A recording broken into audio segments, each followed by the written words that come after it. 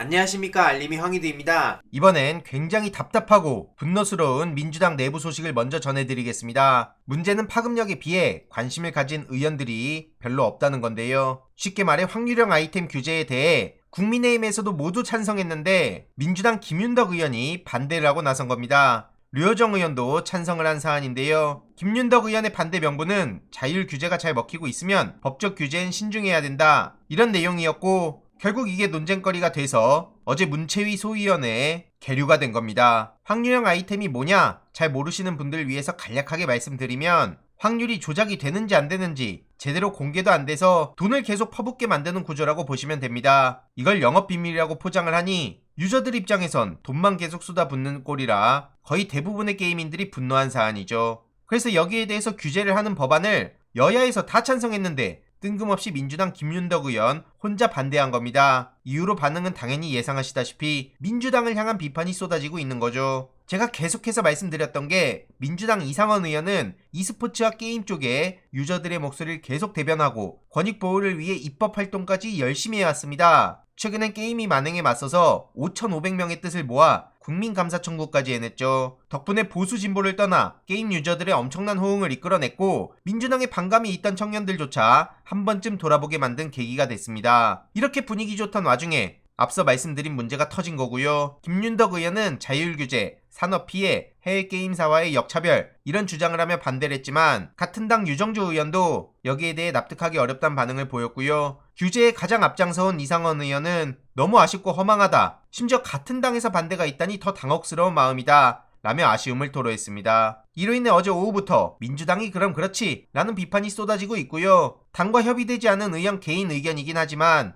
당 전체에 피해를 끼치고 있는 것도 사실입니다. 도대체 이걸 어떻게 책임지려고 합니까? 아직도 게임이 한 줌이라고 생각하는 걸까요? 여기서 신난 하태경 의원도 신나게 퍼붓고 있던데, 하태경 의원의 선택적 레카 행위는 차근차근 대응하도록 하겠습니다. 아무튼 이상원 의원은 조금 늦더라도 반드시 바꾸겠다고 약속했는데요. 이용자 권익 보호가 기약 없는 기다림이 되지 않도록 하겠다, 다음 법안 소위마저 제자리 걸음 되어선 안 된다 라는 입장을 전했습니다. 예전부터 꾸준히 지켜본 바가 있기에 지금 이상원 의원이 얼마나 허탈할까 싶은데요. 고작 또 게임 가지고 그렇게 호들갑이야 라고 생각하시는 분들도 계실 텐데, 참고로 한동훈 장관이 이거에 대해서 어필하고 있는 거 아십니까? 평소 게임 애호가라면서 엄프라고요. 앞서 말씀드렸듯이 게임 이용자들에게 큰 피해를 끼치는 경우가 발생하기에 이렇게 법무부에서 앞장서서 책임을 물을 수 있도록 하겠다, 이렇게 나선 겁니다. 결국 올해도 국회의 문턱을 못 넘었다, 이런 보도가 쏟아지고 있는데, 이거 어떻게 감당하려고 저러는 건지 도무지 이해가 안 가고요. 하태경 의원이나 한동훈 장관이 젊은 층들한테 어느 정도 인기를 누리면 그때 가서 민주당에선 분석하려고 합니까? 이런 포인트들이 차곡차곡 쌓이고, 특히 이번 사안이 얼마나 심각한지 아직도 중요성을 모르시는 분들이 많이 계신 것 같은데, 내년 초부터 생방송을 통해 조금 더 자세히 전해드릴 예정입니다. 무엇보다 지금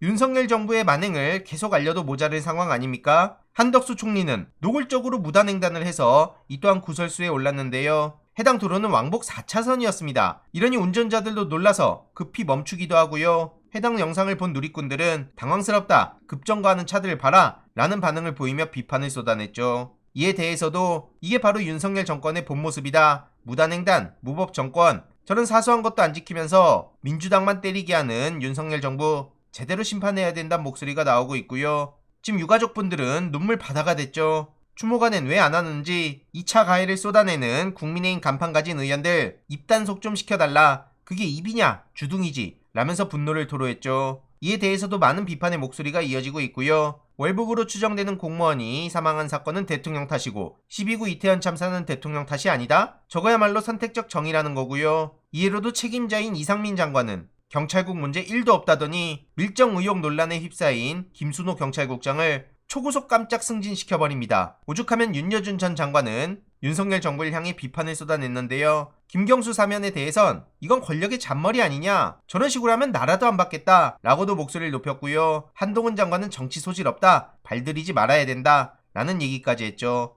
윤석열 정부 입장에선 이러면 윤여준 전 장관도 친민주당이 되는 겁니까? 게다가 한명숙 전 총리도 사면을 제외시켰다고 하는데, 한명숙 전 총리를 향한 공작들이야말로 검사들의 작품이다, 그리고 벌금 타령하는데 그럼 이명박 씨는 다 냈냐, 이런 얘기가 나올 수밖에 없는 상황이고요. 비판이 쏟아지든 말든 지금 그저 문재인 정부 때 인사들을 압박하는 데에만 진심인 것 같습니다. 소득주도 성장의 설계자로 알려진 홍정표 원장도 압박을 하는 걸로 보이는데요. 정작 대통령이 싫어하는 감사는 안 하고 있으니 저런 반쪽짜리 감사를 규탄한다는 목소리가 나오는 겁니다. 최근 참여연대에서도 직접 규탄에 나서기도 했는데요. 싫어하는 감사는 안 한다. 지금 이게 윤석열 정부의 민낯 아닙니까? 참여연대가 감사를 청구한 항목은 총 4가지였는데 대통령실 관저 이전에 따른 비용 추계, 편성 및 집행 과정의 불법성, 재정 낭비 의혹, 국가공무원법상 겸직금지 의무 위반 관련 사항에 대해선 기각 결정을 내렸는데 감사원의 엄중한 감사를 촉구한다는 겁니다. 이후로 이게 어떻게 진행이 되는지 계속 지켜보고 소식 전해드리도록 하겠습니다. 이번 내용도 유익했다면 구독, 좋아요, 알림 설정,